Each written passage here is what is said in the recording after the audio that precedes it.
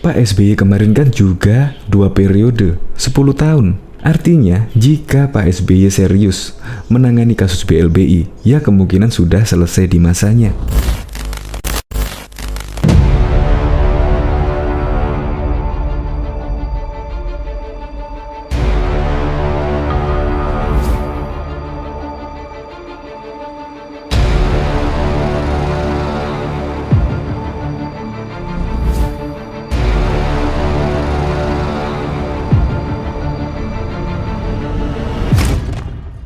Ya, mengingat kasus BLBI adalah kasus yang sangat lama sekali, yaitu sejak krisis moneter tahun 98. Nah, pertanyaannya, kepala negara sebelum Presiden Jokowi itu kemana?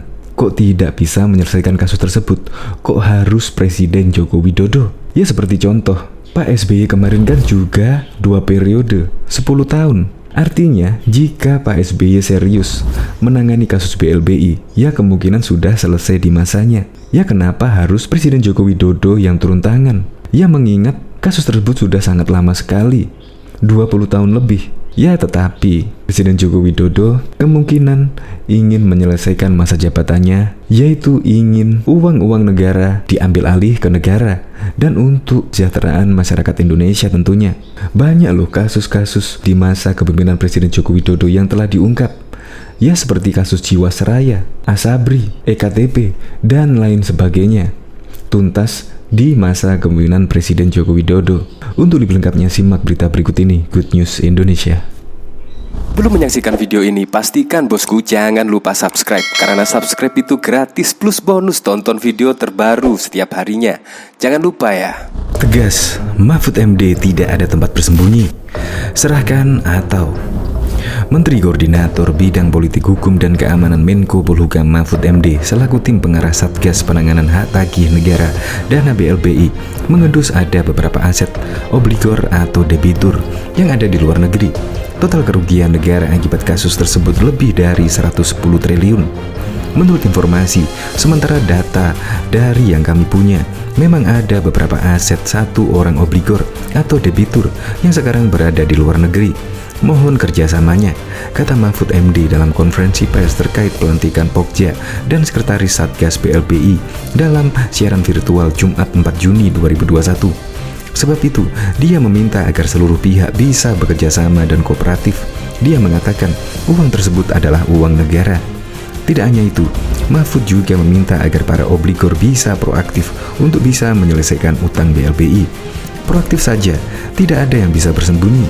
Karena di sini ada daftarnya, dan kami punya daftar para obligor dan para debitur. Jadi kami pun tahu, Anda pun tahu, ucap Mahfud MD. Mahfud pun mengingatkan, jika para obligor dan debitur melanggar aturan, berpeluang akan menjadi kasus pidana. Walaupun saat ini BLBI dianggap dalam kasus perdata. Karena apa?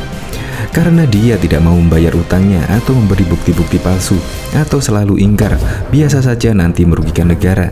Dia merugikan diri sendiri atau orang lain ketika tidak mengakui apa yang secara hukum sudah disahkan, ungkapnya. Mahfud mengatakan, upaya untuk bekerja sama adalah totalitas untuk memberantas korupsi, termasuk kata dia koruptor yang mengembalikan aset negara. Itu bisa dipakai karena kita sudah meratifikasi UNCAK tersebut, bebernya. Diketahui sebelumnya, Komisi Pemberantasan Korupsi menerbitkan surat pemerintah perhentian penyidikan SP3, penerbitan surat keterangan lunas bantuan likuiditas Bank Indonesia SKL BLBI terhadap obligor Bank Dagang Negara Indonesia Syamsul Nur Salim dan istrinya Itzih Nur Salim.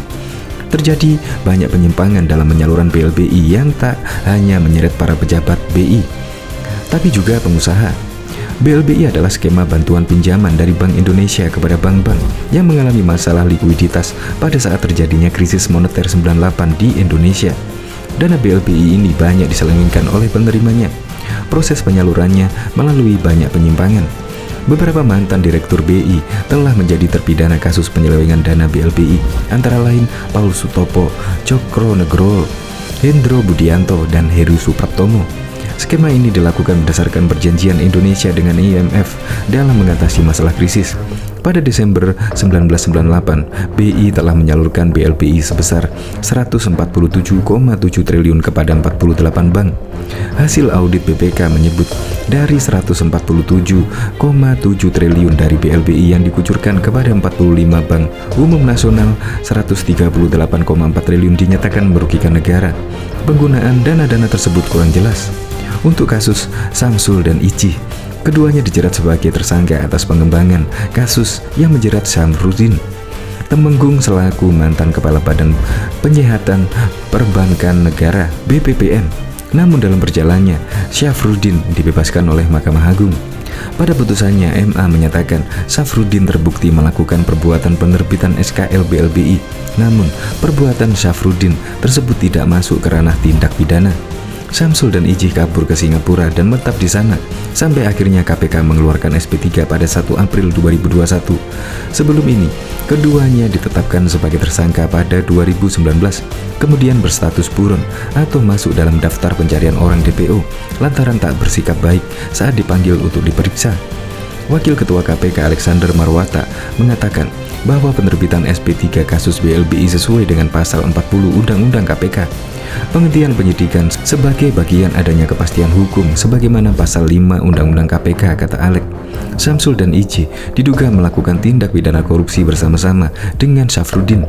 Perbuatan Syafruddin yang menerbitkan SKL BLBI kepada Samsul itu disinyalir merugikan negara hingga 4,58 triliun. Kerugian keuangan negara itu merupakan selisih antara kewajiban yang belum diselesaikan Samsul sebesar 4,8 triliun dengan hasil penjualan piutang oleh PT Perusahaan Pengelola Aset PT PPA pada 2007 sebesar 220 miliar. Menurut Wakil Ketua KPK Leode M. Syarif pada 2019, kasus ini bermula saat BPPN dan Samsul menandatangani penyelesaian pengambil alihan pengelolaan BDNI melalui Master Settlement Agreement MSAA pada 21 September 1998. Dalam MSA tersebut disepakati bahwa BPPN mengambil alih pengelolaan BDNI dan Samsul Nur Salim sebagai pemegang saham pengendali sepenuhnya bertanggung jawab menyelesaikan kewajiban baik secara tunai maupun berupa penyerahan aset. Secara total, kewajiban Samsul Nur Salim selaku pemegang saham pengendali BDNI adalah 47,258 triliun. Kewajiban tersebut dikurangi dengan aset sejumlah 18,85 triliun, termasuk diantaranya pinjaman kepada petani petambak sebesar 4,8 triliun. Aset senilai 4,8 triliun ini dipresentasikan SJN seolah-olah sebagai piutang lancar dan tidak bermasalah. Namun, selesai dilakukan financial due diligence, disimpulkan bahwa aset tersebut tergolong macet sehingga dipandang terjadi misrepresentasi, kata Syarif kala itu. Pemerintah semakin serius dalam penanganan kasus bantuan likuiditas Bank Indonesia BLBI yang terjadi pada tahun 1998. Hal itu terlihat dari pembentukan Satuan Satgas Penanganan Hak Tagih Negara Dana BLBI. Pembentukan Satgas ini tertuang dalam Keputusan Presiden Nomor 6 Tahun 2021 tentang Satgas Penanganan Hak Tagih Negara Dana BLBI yang ditandatangani Presiden Joko Widodo pada 6 April lalu. Satgas ini akan bertugas untuk menagih dan memproses jaminan agar menjadi aset negara. Satgas yang dibentuk ini terdiri dari 5 menteri serta Jaksa Agung dan Kapolri yang akan bertugas sebagai pengarah Satgas guna melakukan penagihan dan pemrosesan semua jaminan terkait kasus BLBI agar segera menjadi aset negara. Sementara itu, untuk pelaksanaannya, Presiden Jokowi menunjuk Direktur Jenderal Kekayaan Negara Kementerian Keuangan Reonal Silaban sebagai Ketua Satgas. Adapun Kepres itu muncul setelah Komisi Pemberantasan Korupsi KPK mengeluarkan surat perintah penghentian penyidikan SP3 kasus BLBI terhadap tersangka Samsul Nur Salim dan Ici Nur Salim. Berikut susunan Dewan Pengarah serta pelaksanaan Satgas BLBI. Menteri Koordinator Bidang Politik, Hukum dan Keamanan Menko Polhukam Mahfud MD, Menteri Koordinator Bidang Perekonomian Airlangga Hartarto, Menteri Koordinator Bidang Kemaritiman dan Investasi Luhut Binsar Panjaitan, Menteri Keuangan Sri Mulyani, Menteri Hukum dan Hak Asasi Manusia Yasona Laloy, Jaksa Agung ST Burhanuddin, Kepala Kepolisian Negara Republik Indonesia Jenderal Listio Sigit Prabowo.